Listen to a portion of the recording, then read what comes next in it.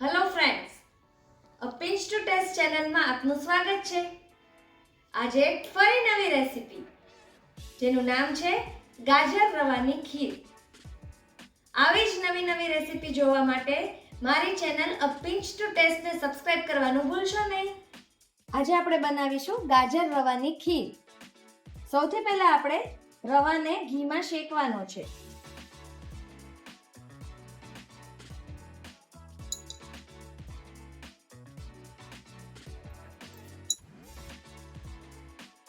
બે ટીસ્પૂન જેટલું ઘી લીધું છે.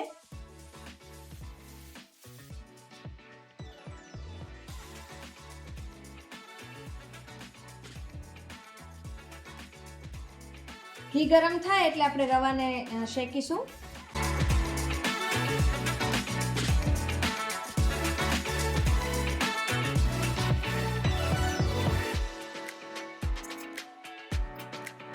હવે આપણે રવાને શેકીશું. અહીંયા મેં 2 થી 3 ટીસ્પૂન જેટલો રવો લઈશું આપણે.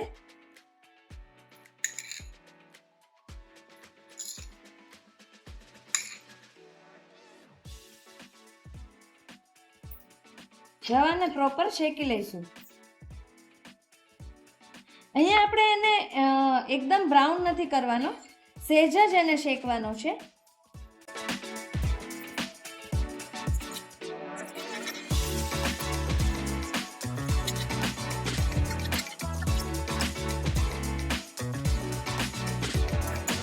તમે જોઈ શકો છો કે રવો થોડો શેકાઈ ગયો છે. હવે આપણે એને એક બાઉલમાં શિફ્ટ કરી લેશું.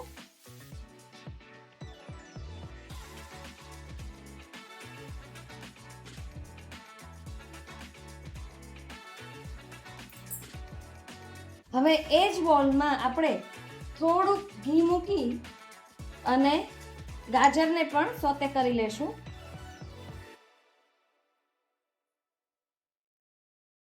અહીંયા મેં 1 કપ જેટલા ગાજર લીધા છે, જેને છીણી લીધા છે.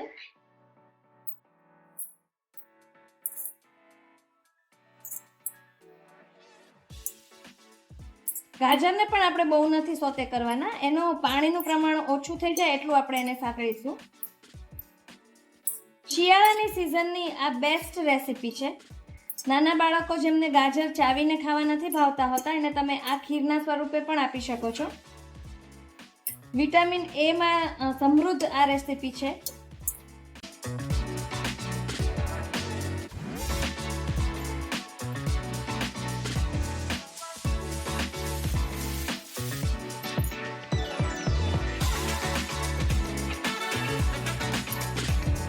ગાજર સોતે થઈ ગયા છે. હવે આપણે એને બાઉલમાં શિફ્ટ કરી દઈશું. હવે આપણે દૂધ છે એને ગરમ કરીશું. અહીં મેં 500 ml દૂધ લીધેલું છે, ફૂલ ફેટ દૂધ છે. આપણે દૂધને ઉકળવા દઈશું.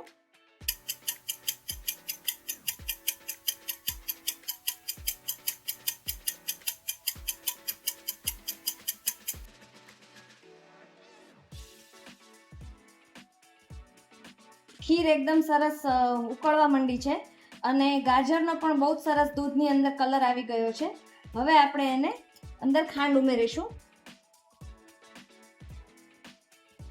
અડધો કપ ખાંડ છે એને આપણે એડ કરીશું.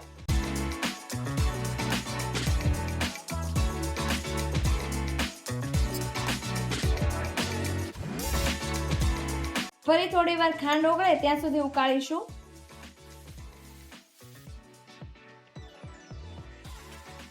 ગાજર રવાની ખીર તૈયાર છે. હવે આપણે એને ઇલાયચી પાવડર અહીંયા મેં અડધી ટીસ્પૂન લીધી છે અને રોસ્ટેડ આલમંડથી ગાર્નિશ કરીશું.